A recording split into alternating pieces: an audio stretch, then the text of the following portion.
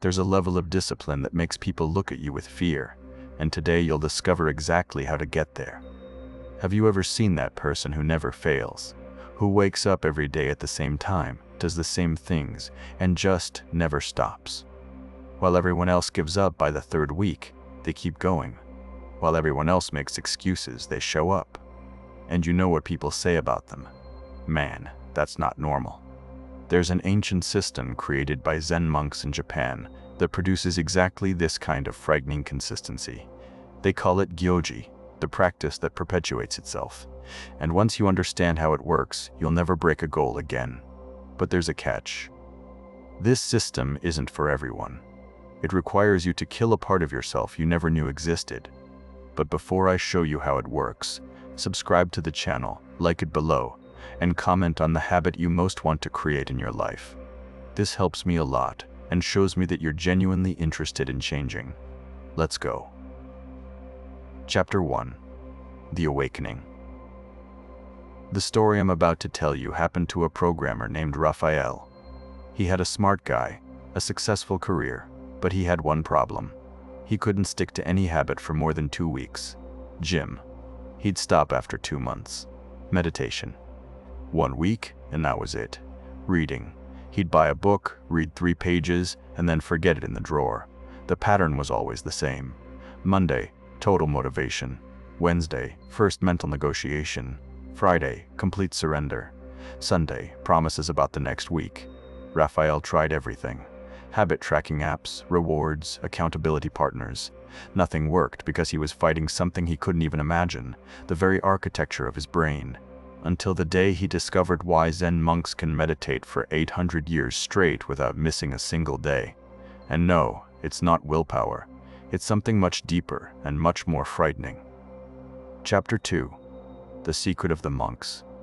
In Zen temples, there's a rule that seems simple, but changes everything. Gyoji. Literally translated, it means continuous practice without gaps. Without gaps. Do you understand what that means? It means that since 1200 AD, every single day at 3:30 AM, a bell rings at Aihaiji Temple. And since 1200 AD, every single day the monks wake up, not at 3:35 AM, not at 3:35 AM, exactly at 3:30 AM. You want to know what never happens in that temple? No monk lies in bed thinking, today I'm going to jump. The question simply doesn't exist in their minds. Why? Because they understand something you don't yet. Your brain categorizes every commitment into 2 boxes, reversible or irreversible. Reversible commitments become mental negotiations. Irreversible commitments simply happen. When a monk takes his vows in front of the entire community, he's not making a promise. He's changing his identity. He's not promising to try to meditate. He's declaring himself a meditator. The community witnesses it. The identity changes. The negotiation ends. A Harvard University neuroscientist who has been studying habits for 15 years has discovered something revolutionary. When you make a behavior public, your primitive brain interprets failure as a survival threat. Our ancestors who lost status in the tribe died. Your brain still works that way. That's exactly what Raphael did. He stopped making private promises and started making public declarations. He wrote on paper. The alarm clock was 5 AM. Immediately, my mind began its usual routine. You're exhausted. This isn't healthy. One day won't make a difference. But something fundamental had changed. The thought of posting online that he'd lost after 3 days was unbearable, having to look his girlfriend in the face and admit he'd given up again. The public declaration had made giving up more painful than continuing. But here the real problem began. Chapter 3. The Internal War. Even with all this social pressure, Raphael was still waging war every single day. His body didn't care about his reputation. He wanted to sleep when he was tired. The public declaration ended the mental negotiation. But he still fought biology every morning. That's when he discovered the monk's second principle. Non-negotiable hours. Every day you waste mental energy on the same stupid question. When will I do this? Now or after breakfast? In the morning or at night? This decision burns up glucose in your brain that should be used for actual practice. You're wasting your fuel deciding when to drive instead of actually driving. Raphael chose 5 a.m., not because he was a morning person who loved watching the sunrise. He chose 5 a.m. because the world was asleep. No messages, no emails, no distractions, no excuses. The time wasn't about optimization. It was about elimination. Eliminating every possible reason to do it later. The first week was hell. Your body fought against it every morning. That's normal. Your body is a machine that works with patterns, and you're forcing it to build a new pattern. It resists. In the second week, something changed. He started waking up 2 minutes before his alarm. His body had begun preparing for what now awaited him. On the 14th, the alarm rang, and his feet touched the floor before his conscious mind even engaged. No thought, no decision, just movement. Here's what most people don't understand about fixed hours. It's not about finding the perfect schedule. It's about removing time as a variable. When you do something at different times every day, you're asking your brain to make a new decision every time. When the schedule is fixed, your brain can't argue with a constant. But Raphael discovered a new problem. His schedule was fixed, but he kept changing what he did during that time. Some mornings, meditation felt right. Other days, he read. Sometimes, a few push-ups. His brain had found a new negotiating point. Instead of arguing about when, he started arguing about what. 20 minutes at 5 a.m. became reliable, but the practice itself was chaos. The fixed schedule had solved half the equation, but his mind was still finding loopholes to negotiate. He'd eliminated the when, but not the what. And this is where Dogen's teaching on forms became controversial, because it requires you to do exactly the same thing every single day until your mind completely surrenders. Chapter 4. The one way you think variety keeps things interesting, but variety is actually where consistency dies.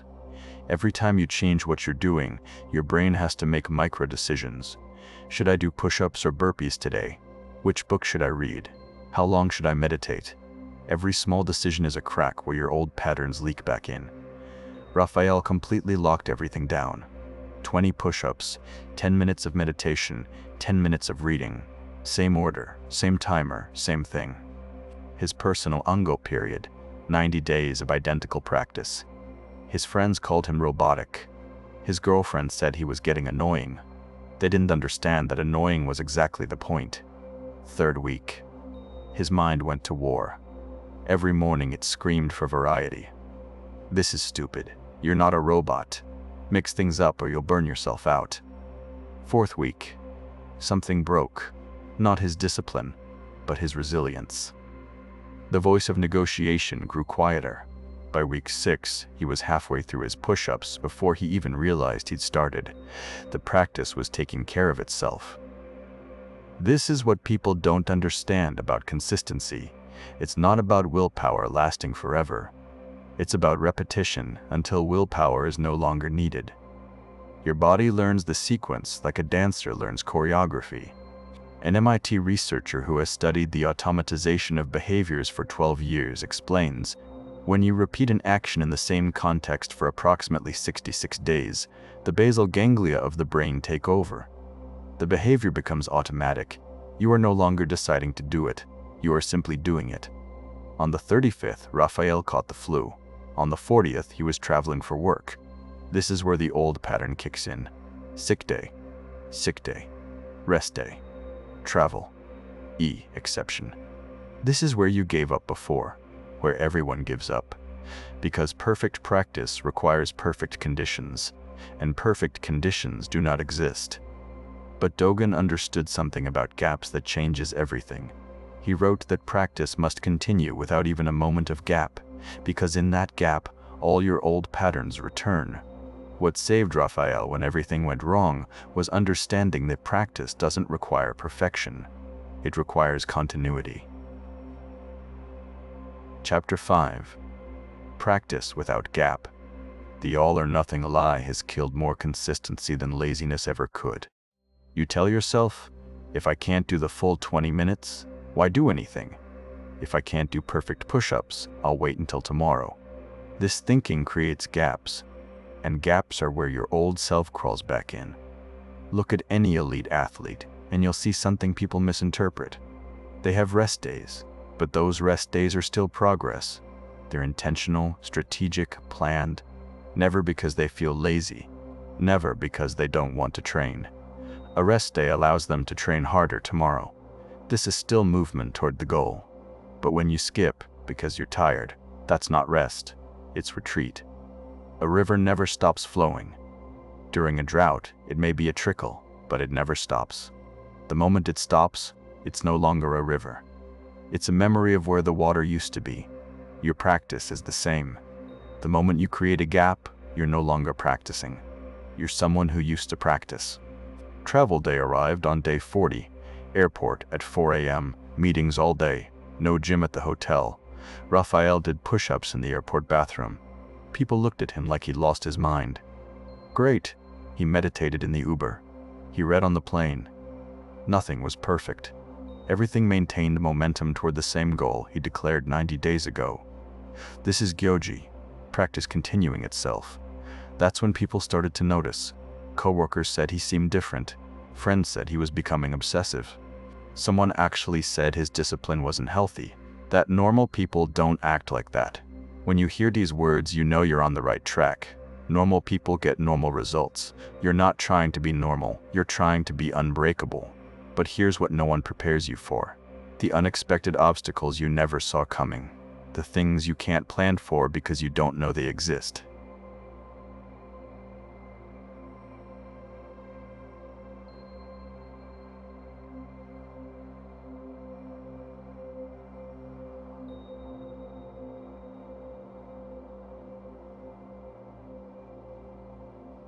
Your boss keeps you late. These are consistency killers because you haven't pre-decided how to handle them. Every time an unexpected obstacle appears, you have to make a decision under stress. That decision in that moment of chaos is where you'll choose the path of least resistance every time. The obstacle wins because you're fighting a battle you didn't prepare for. Zen monasteries have operated for centuries without missing a single day of practice. Earthquakes, wars, famines. The practice continues. How?